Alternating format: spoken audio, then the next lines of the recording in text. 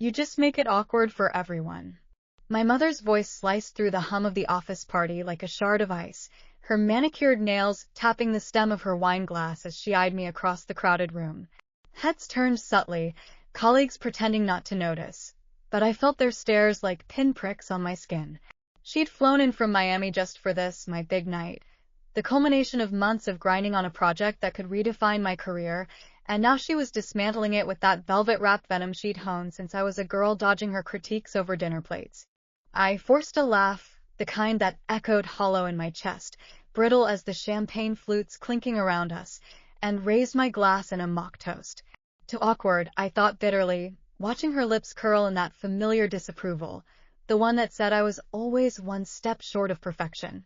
But the real knife twisted deeper when Sarah sauntered over, her promotion badge gleaming like a fresh scar on her lapel, fresh off the announcement that had everyone buzzing. She leaned in close, her perfume, a cloying mix of jasmine and ambition, invading my space, and whispered with a smirk that could curdle cream, "Tough luck, slowpoke, promotion's mine now." Our boss, Victor, clapped her on the back right there, his booming laugh praising her innovative edge, as if she'd birthed the idea from her own genius. I smiled back, teeth bared in what I hoped passed for grace under fire, and said, "Congrats. You deserve it." Inside, something snapped, a quiet fracture in the foundation I'd built brick by painstaking brick, a soundless echo that would reverberate through the weeks ahead like a fault line ready to unleash an earthquake. And my name is Elena Vasquez, and if you told me 6 months ago that I'd orchestrate the downfall of my closest work rival with nothing but a whistleblower email, a digital breadcrumb trail, and the unyielding grip of my own moral compass, I'd have laughed it off as the plot of some trashy corporate thriller. Think Devil Wears Prada meets The Firm, with a dash of telenovela drama for flavor. Back then, I was the reliable one, the woman who showed up at 7 a.m. sharp with her laptop humming like a loyal companion, fueled by black coffee laced with just enough sugar to blunt the bitterness of another endless day, and the kind of stubborn optimism that comes from clawing your way up from nothing in a world that loves to remind you of your origins. Born in a cramped 2-bedroom apartment in the heart of Little Havana, Miami, to parents who worked double shifts at a neighborhood bodega, dad slinging plantains and cafecito to the early risers, mom tallying receipts under the fluorescent buzz, I learned early that success wasn't handed out like candy at a quinceañera. It was wrestled from the jaws of doubt, snatched from the hands of those who deemed you unworthy, one late night, one overlooked idea at a time. And why childhood was a mosaic of humid summers spent helping at the store, the air thick with the scent of fresh empanadas frying in lard, and the rhythmic chatter of Spanish that wove through every conversation like a lifeline. Dad would ruffle my hair after a long day, his calloused hands gentle despite the exhaustion etched into his face, and say, "Mija, the world is tough, but Vasquez's? We bend like bamboo in the storm, never break." Mom was the steel spine, her voice sharp as the knife she used to slice mangoes, always pushing. Grades, piano lessons, college applications filled out before I even hit high school. "Don't be like us, Elena," she'd say, eyes distant as she scrubbed counters that never stayed clean. "Fight for more." I did. Scholarships got me to Columbia, where I majored in data analytics, minoring in economics, burying myself in algorithms and case studies while my roommates partied on frat row. Internships followed, unpaid at first, then grudgingly compensated, padding a resume that screamed potential but whispered outsider. The accent I couldn't shake, the thrift store blazers that never quite fit like the trust fund silk of my peers, they were hurdles I vaulted with gritted teeth and forged smiles.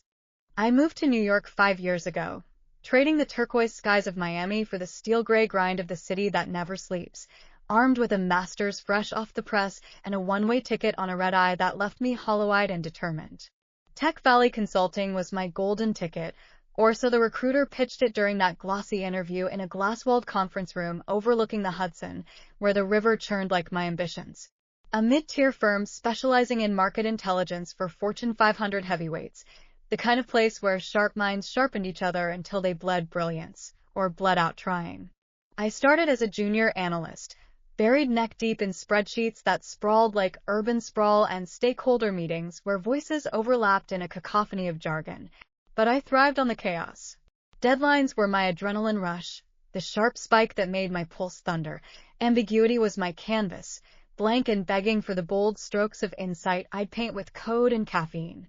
The office was a hive, open-plan floors humming with the clack of keyboards and the murmur of half-caught confidences, break rooms stocked with vending machines that spat out stale granola bars, and a rooftop deck where the successful ones, those who'd already crested the wave, smoked e-cigs and swapped war stories about billion-dollar deals. I claimed a corner desk by the window, third row from the elevators, where the view was mostly parking lot but the light was forgiving. My first year was a blur of proving myself. Late nights debugging pivot tables for a retail client's supply chain fiasco, early mornings prepping decks for C-suite pitches that left me voiceless from nerves. Victor Hale noticed early, a silver-haired bulldog with a penchant for bow ties and blunt assessments. Vasquez, he'd grunt during reviews, peering over half-moons, "You've got the grit. Don't let the shine blind you." It was the closest he came to praise, and I clung to it like a talisman. Sarah Klein entered my orbit on my second anniversary there, transferred from the Chicago office with a reputation that preceded her like a gathering storm cloud, dark and inevitable. Blonde, poised to the point of porcelain fragility, with the kind of effortless style that screamed old money. Tailored blazers from Barber nipped at the waist, heels that clicked like the ticking of a doomsday clock, and hair that fell in waves engineered by stylists who charged by the hour. She was the antithesis of my thrift store chic, my off-the-rack dresses from H&M that I ironed flat in a bathroom mirror. We were assigned to the same team under Victor, a ragtag squad of 8 tackling everything from fintech forecasts to agritech disruptions. Her intro meeting was a spectacle. She breezed in with a Louis Vuitton tote slung over one shoulder, flashing a smile that lit the room like stage lights, and launched into a monologue about her transformative work on a Windy City merger. Victor ate it up, clapping her on the shoulder with a meaty hand. "Klein's a shark," he declared, eyes gleaming. "Vasquez here'll keep her fed. Show her the ropes." I smiled then, too. Always smiling, the default armor in a male-dominated field where women like us were either tokens to parade for diversity quotas or threats to be neutralized. What else could I do? Play nice until the board cleared, until the pieces fell my way. Our first collaboration was on a routine competitive analysis for a pharma client. Nothing groundbreaking. Just a 50-page dossier on patent expirations and market share erosion, the kind of grunt work that padded billables but rarely sparked promotions. But Sarah had a way of inserting herself into the narrative, her ideas blooming like aggressive weeds in my carefully tended garden of data points and footnotes. She'd nod attentively at my initial drafts during our biweekly syncs, her pen tapping a staccato rhythm on the conference table, then refine them in all-hands emails blasted to the team, crediting herself with the final polish that elevated it from good to gold. Elena's foundation is solid. She'd type, her words a backhanded bouquet, but I added that narrative arc to make it sing for the execs. I let it slide at first. After all, team wins, right? That's what the motivational posters in the break room preached, plastered alongside stock photos of diverse hands clasped in artificial unity, smiles stretched wide enough to crack. But resentment simmers like bad espresso left too long on the burner, growing bitter and thick, and mine started brewing that spring when Victor tapped us for the crown jewel of assignments, Project Aurora. Aurora was the kind of project that whispered legends in the hallways, the one that could catapult you from the purgatory of mid-level analyst to the nirvana of senior manager, complete with a corner office, stock options that vested like lottery tickets, and invitations to the kind of industry galas where deals were sealed over single malt scotch. Our client, Biogenix Pharmaceuticals, a biotech behemoth with labs spanning 3 continents and a pipeline brimming with revolutionary therapies, was racing against the clock to launch a groundbreaking cancer immunotherapy drug. Think checkpoint inhibitors on steroids, the holy grail for late-stage patients staring down mortality. They needed a comprehensive market penetration report, 200 pages of proprietary data distilled into actionable gold, competitor benchmarking down to the molecule, regulatory forecasts threaded with the labyrinthine twists of FDA approvals, pricing models woven intricately with AI-driven projections that factored in everything from global supply chain hiccups to geopolitical tariffs. It was a beast, a hydra-headed challenge that demanded not just smarts, but stamina. Victor gathered the team in the war room, a windowless bunker on the 14th floor, walls papered in whiteboards scarred with dry erase ghosts of past battles, the air stale with the scent of recycled coffee and desperation. He laid it out like a general briefing troops before D-Day, his bow tie askew for once, voice gravelly with the weight of it. This isn't just numbers, folks. This is Biogenics's billion-dollar bet on rewriting oncology. Nail it, and you're golden to partners, board seats, the works. Botch it, and we're all sushi on the chopping block. Vasquez, Klein, your co-leads. Make magic. The room nodded solemnly, but I felt the undercurrent, eyes flicking between Sarah and me, sizing up the duel before the first bell. I volunteered to lead the data synthesis, my absolute wheelhouse, the realm where raw numbers bent to my will like clay under a sculptor's hands.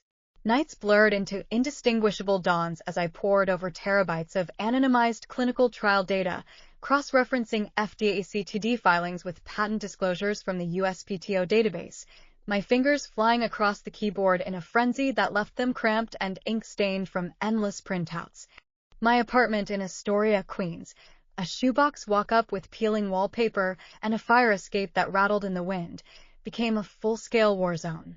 Takeout containers from the Greek spot on Ditmars Boulevard piled up like casualties, their remnants of souvlaki and tzatziki congealing under the flickering glow of my ancient MacBook Pro, its fan whining a constant dirge. I'd pause only to text my sister Sophia, back in Miami, firing off updates laced with bone-deep exhaustion. Another all-nighters off. But this report? It's going to be epic, projections tighter than a drum. She'd fire back instantly, her replies a burst of sunshine emojis, flexed biceps, and crowns, her faith in me a lifeline stretched taut across the miles, pulling me through the fog. You're unstoppable, Humana, she'd write. Remember Abuela's stories? The jaguar doesn't roar, it strikes. Sarah was my co-lead on paper, ostensibly handling the executive summary and the stakeholder interviews, the glossy veneer that would sell the guts to Biogenics's corner office. But from day one, she treated the project like her personal runway, strutting through our collaboration with the confidence of someone who'd never known a door slammed in her face. Elena, darling, your charts are so raw, she'd say over our lukewarm conference calls, her voice dripping with honeyed critique, the darling landing like a patronizing pat on the head. Let me soften the edges for Vic, add some storytelling flair. I'd bite my tongue until it ached, revise the visuals for the umpteenth time, repeat the cycle like a hamster on a wheel greased with false promises. We were two women navigating a sea of Brooks Brothers suits and wingtip brogues, and I told myself solidarity mattered more than solitary credit. Catfights were for the tabloids, not the trenches. Besides, Victor praised us both in his weekly check-ins, his gruff tone a rare balm. Vasquez's depth is unmatched. Those models are poetry in Python. Klein's polish seals the deal. She makes it pop for the suits. It felt like symbiosis, a delicate dance of strengths aligning, until the rhythm faltered, and the steps turned to stumbles. The first cracks appeared subtly, like hairline fractures in fine china. During a mid-project review, Sarah presented a refined version of my risk matrix in the team huddle, her slides infused with animations that whirred like unnecessary fireworks. Victor nodded approvingly. Sharp, Klein, very sharp, while my original, denser iteration sat unmentioned in the appendix. I swallowed the lump in my throat, chalking it up to optics. After all, executives loved the sizzle more than the steak. But then came the late-night Slack pings, her at 2 a.m., borrowing snippets of my code for her summary without a heads-up, or worse, rewriting my executive talking points in her voice, emailing them directly to Victor with a casual FWD Elena's input, jazzed up. Each instance chipped away, a slow erosion that left me questioning my own contributions. Was I too technical? Too earnest? Or was it simpler? She saw me as the scaffold, disposable once the structure stood. By late August, as the report coalesced into a near masterpiece, 180 pages of interlocking insights, from stochastic simulations of market uptake to sensitivity analyses on reimbursement policies, the tension hummed like a live wire. We'd hit a milestone, preliminary client feedback glowing, Victor toasting us with lukewarm LaCroix in the war room. Ladies, this is it, launch meeting next week. Keep it locked down. Security was my mantra. I'd layered the shared drive with every protocol in the book. Password-protected zips, two-factor auth on every access, VPN tunnels snaking through encrypted servers. Only Sarah and I had full read-write. The rest of the team got view-only drips. I emailed her the near-final draft one humid Tuesday evening in late September, the air crisp with that false promise of autumn mercy after a summer that had baked the city into submission. Subject: Aurora Final, your magic touch? Body: a brief note laced with weary camaraderie. Ready for your polish. Fingers crossed for tomorrow's dry run. Exhausted but exhilarated, the finish line shimmering like a mirage, I crashed at 3 a.m., collapsing into a tangle of sheets, dreaming fragmented visions of acclaim and corner offices. I woke to my phone buzzing like a hornet's nest trapped in my pocket. First Sophia's worried text, then a cascade of missed calls from Victor, each voicemail more clipped than the last. Groggy, heart already sinking like a stone in the East River, I scrolled to the team Slack channel. Emergency all hands in 30. Biogenics on line 1, stand by. My stomach plummeted, a free fall that left me breathless. By the time I stumbled into the conference room, still in yesterday's blouse wrinkled like my composure, faces were ashen as forgotten photocopies. Victor pacing like a caged lion, his bow tie strangled at the collar. Our report's out, he barked, slamming his laptop lid before projecting a damning screenshot onto the screen, a slide from a rival firm's investor deck, Helix Dynamics. The very competitor Biogenics was gunning to eclipse in the oncology race.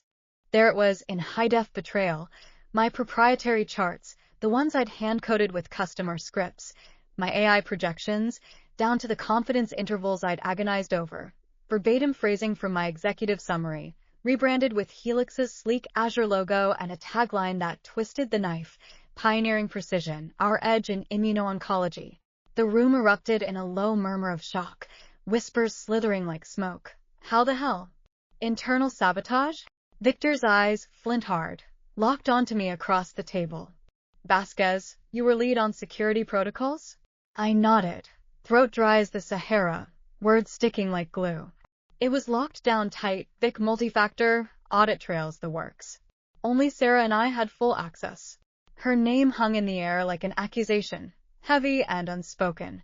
She wasn't there yet, fashionably late as always, her absence a glaring void. When she finally breezed in 5 minutes later, flawless in a cream sheath dress that hugged her like a second skin, the temperature in the room dropped another 10 degrees, the chills settling into my bones. Victor laid it out with the precision of a prosecutor. Helix had poached our intel overnight, their stock ticking up a smug 3% in pre-market trading on the leaked insights that mirrored ours to a forensic degree.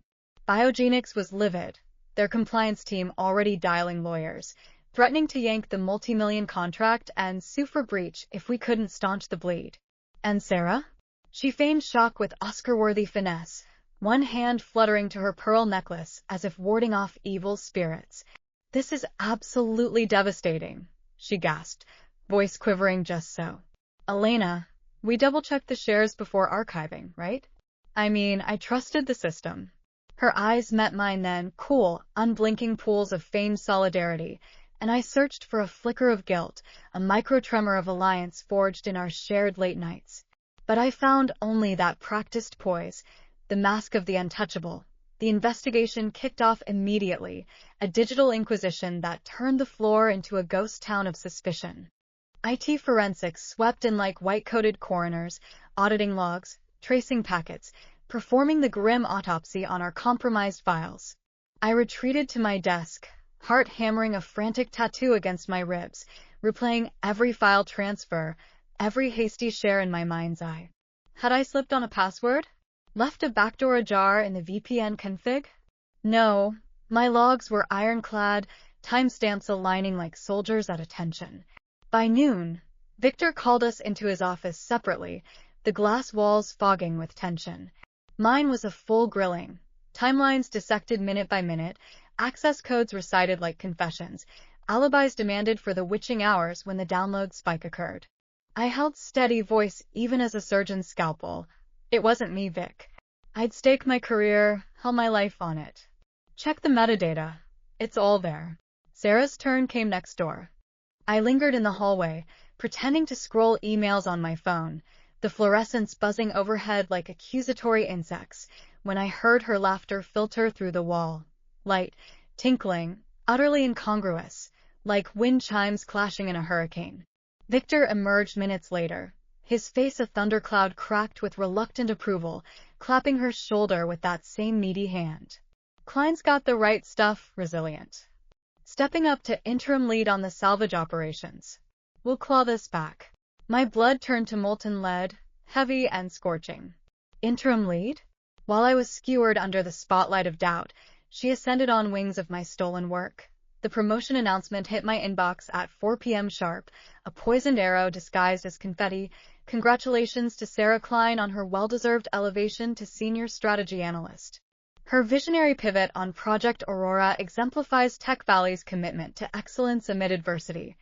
Attached was a glossy photo of her beaming beside Victor, arms linked in triumphant camaraderie, the report's success reframed as her personal odyssey. I stared at the screen until my vision blurred with hot, unshed tears, the words swimming like accusations. Colleagues trickled by my desk with awkward half-congrats. Tough break on the leak, Elena, but Sarah's absolutely killing it these days. Their pity laced with the relief of not being me. Killing it. On the fresh grave of my reputation, she found me in the break room later that afternoon. The fluorescent hum mocking under her as I poured my third coffee of the doom scroll, the mug trembling slightly in my grip. Leaning against the counter with casual arrogance, she stirred her herbal tea, chamomile, always chamomile, the scent cloying and false, with that smug little swirl of her silver spoon. Hey, Slowpoke, she drawled, the nickname landing like a fresh bruise. Heard the news? Promotion's mine now, tough luck. Her smirk was a scalpel, precise and gleaming under the harsh lights, eyes glinting with the thrill of the hunt. But chin up, maybe next time you'll keep up with the pace. The words landed like open palm slaps, each one echoing the dismissals I'd endured my whole life, from high school teachers who favored the pretty, popular girls with their straight-A grace, to early bosses who eyed my lingering Cuban accent as a deficit rather than a dialect rich with rhythm. I gripped the mug tighter, knuckles whitening to bone, and forced the smile, the one I'd perfected in mirrors, unbreakable as tempered glass. Congrats, I replied, voice steady as forged steel, laced with a sweetness that masked the venom coiling beneath. You deserve it. She blinked, momentarily surprised by the lack of pushback, the absence of the fight she craved, then sauntered off, heels clicking a victory march down the hall. That night, in the dim, rain-lashed glow of my Astoria apartment, the city skyline a jagged silhouette beyond the grimy window, I didn't cry. Tears were a luxury for the unbroken, I schemed. Anger is a forge, primal and punishing, and mine hammered hot in my chest, sparks flying as I paced the threadbare rug. I replayed her words in a loop.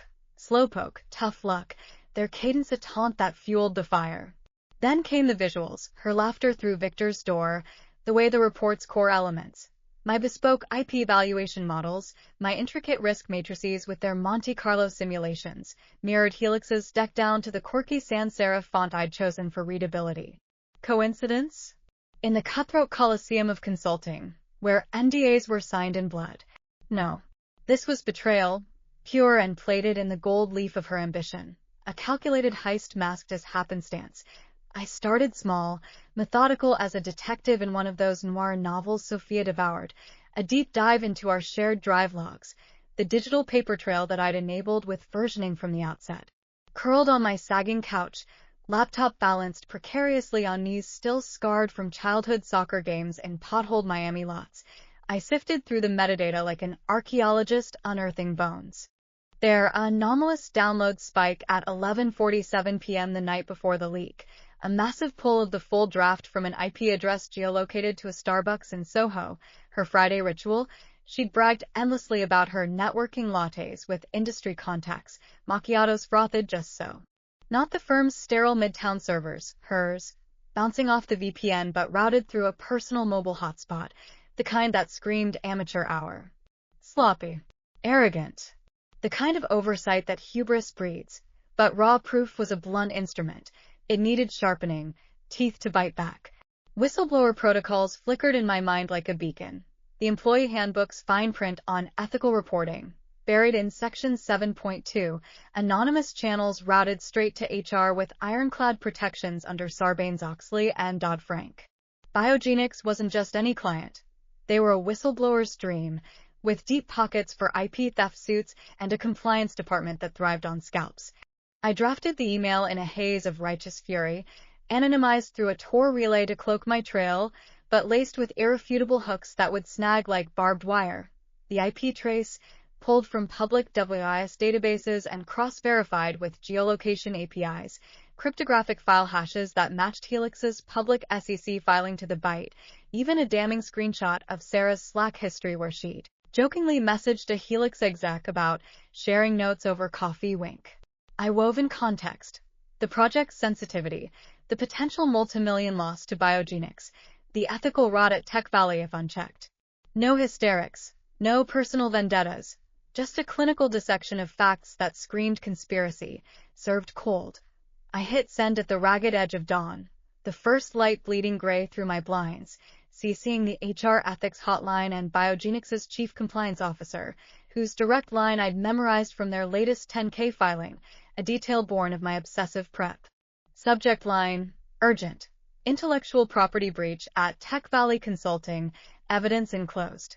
Sleep came fitful after, in fits and starts, haunted by visions of her smug face crumpling like wet paper, her heels faltering mid-stride. The next day dawned unrelenting and gray, the subway car rattling me toward Midtown like a coffin nail in a velvet glove, the crush of commuters a numb distraction from the knot in my gut. The office buzzed with an unnatural energy upon arrival, whispers ricocheting off cubicle walls like stray bullets, Victor's door ajar more than usual, revealing glimpses of furrowed brows and frantic note-taking. I clocked in at 8:55, feigning normalcy with a nod to the receptionist, Maria, a fellow Latina with kind eyes and a penchant for gossip, who shot me a pitying glance over her monitor. Rough one yesterday, Elena? You look like you wrestled a ghost. I shrugged, always the shrug, my shield of nonchalance, and dove into busy work, a filler report on widget sales for a tangential client, the banality a thin veil over my vigilant watch. BY 10 a.m., the first ripple broke the surface, an all-company email from HR, terse and ominous. Mandatory ethics training rescheduled for end of day. Full attendance required. No exceptions. My pulse quickened, a salsa rhythm thumping in my veins. At lunch, scarf standing at my desk amid the detritus of a sad salad, Sophia called, her voice a burst of Miami sunburst cutting through the gloom. Humana, you okay? Your texts last night were cryptic as hell, spill the tea. I hedged, voice pitched low as colleagues milled nearby. Just work drama, Sof, the usual snake pit. But she knew me inside out, the twin intuition forged in shared bedrooms and secrets. Channel that fire, Elena. Vasquez's don't bend in the wind. We burn it down and plant palms in the ashes. Sarah was late again, her desk a vacant testament until 11:30, when she arrived with a buoyant bounce, waving printed memos like captured flags. Team, big news. Victor's greenlit my expansion on Aurora 2.0. We're salvaging stronger. A smattering of claps rippled through the floor, mine the loudest, laced with irony sharp as shattered glass. She caught my eye across the pods, that smirk flickering like a dare, testing the waters, probing for weakness. I met it with serenity, the calm of a strategist one move ahead, my smile a mirror to her malice. The hammer fell at precisely 2 p.m., shattering the fragile peace. HR's Vanessa Ruiz, a no-nonsense Latina powerhouse with a stare that could curdle milk and a reputation for running ethics probes like a surgeon wielding a scalpel, paged Sarah over the intercom, her voice crackling with authority. I watched from my station, heart thudding a war drum, as Sarah's confidence cracked like thin ice, a hesitation in her step toward the side office, a furtive glance over her shoulder that screamed cornered. 20 agonizing minutes ticked by, an eternity compressed into feigned focus on my screen, emails blurring into nonsense. Then the door swung open, and security flanked her, 2 burly suits in ill-fitting polos I'd only glimpsed during VIP tours or the rare executive threat. Sarah's face drained to the color of ash, mouth agape in a silent O of disbelief as they escorted her out, her designer tote bag swinging limply like a noose at her side, heels dragging a final, defeated scrape. The office froze in suspended animation, then thawed into a frenzy of speculation. Whispers snowballed into avalanches. Full audit underway? She's fired. Bet on it. Victor stormed out of his lair, face thunderous as a nor'easter, barking into his phone with clipped urgency. Yes, the board knows. Contain the PR bleed. I kept my head down, fingers flying over keys in mock productivity. But inside, vindication bloomed. A slow, savage rose unfurling petal by crimson petal, its thorns drawing first blood. By 3 p.m., the follow-up email cascaded into inboxes. Update. Due to an ongoing internal investigation into potential policy violations, Sarah Klein has been placed on administrative leave pending full review. All team members are asked to maintain strict confidentiality. Further communications forthcoming.